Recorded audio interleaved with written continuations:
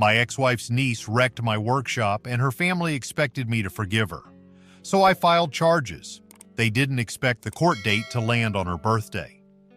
Hello everyone, welcome to Reddit Visuals. You know, I used to believe that family, no matter how messy, would have your back when it really counted. But people can be so terrible, they'll shock you in ways you never thought possible. And by the end of this story, you're probably going to wonder how I kept my cool for as long as I did. Let me take you back about a year ago. I'm a 42-year-old guy. I run a small but successful woodworking business out of a large workshop behind my house. This place is my pride and joy. I built it up over a decade, filled with tools, custom equipment, and projects I'd been working on for months. I poured my heart into it. I don't have kids, so honestly, that workshop, that was my legacy. My ex-wife, Emily, and I divorced 5 years ago, but we stayed civil. No kids meant no reason to fight, and I thought we had this unspoken rule: stay out of each other's business. Apparently, I was dead wrong. So here's where it starts going sideways. Emily's sister and her family moved back to town. Her niece, Bella, 17 at the time, was a typical rebellious teenager. Think entitled, glued to her phone, always had an attitude. I kept my distance. I mean, why get involved? But Emily called me one day and said, "Hey, my sister's family is struggling. Can Bella come over and help you in the workshop for a little side cash?" I hesitated. Every part of me said, "No, this is a terrible idea."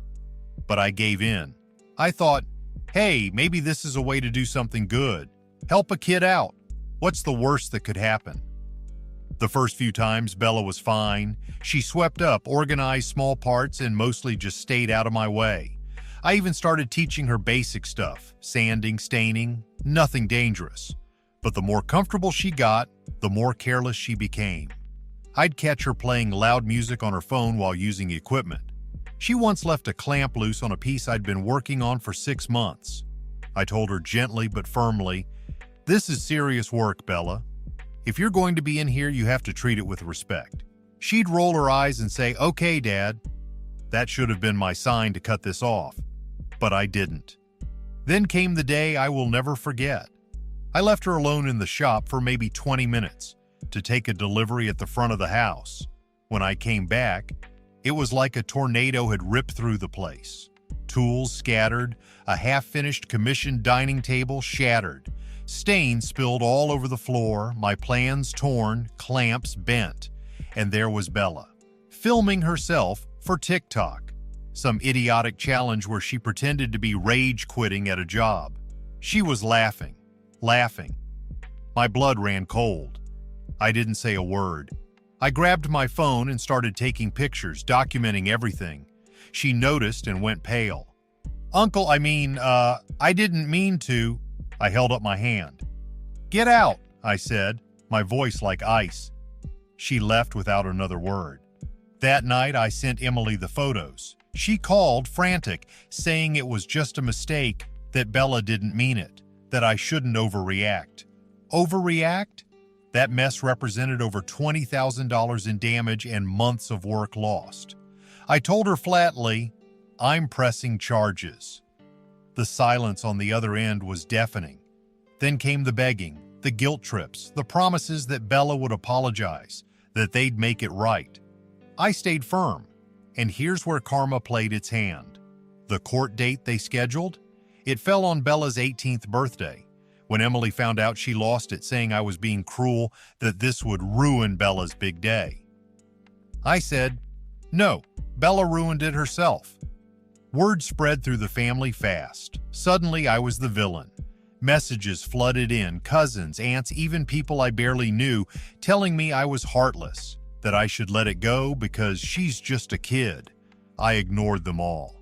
I focused on documenting every bit of damage, every receipt, every estimate.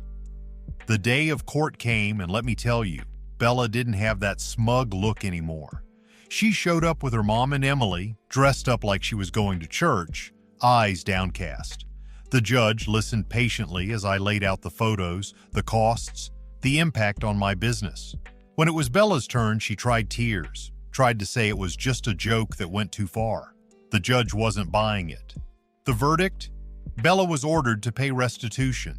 It wasn't jail time, she didn't have a record, but that money had to come from somewhere.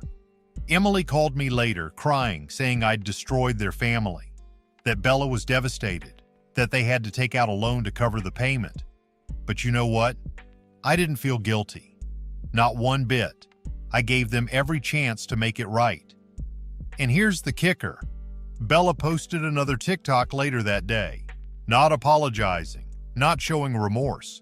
She was mocking the court, calling it the worst birthday ever because of my psycho uncle. That clip? Someone sent it to the judge. Let's just say her probation officer had a long talk with her after that. Months have passed. The family doesn't talk to me anymore. I hear bits and pieces. Bella had to get a job to start paying things off. I rebuilt my workshop, piece by piece, and I'm more careful now. No more trying to be the nice guy when my gut says no. Sometimes I stand in my shop, look at the new table I'm working on, and remind myself, boundaries matter, respect matters, and if standing up for yourself makes you the bad guy, so be it. So, was I the a-hole for pressing charges? Should I have let it slide because she was family? What would you have done if you were in my shoes? Drop your verdict in the comments. I really want to know what you think. And if you enjoyed this story, please like, comment, and subscribe to help the channel grow. We've got more where this came from.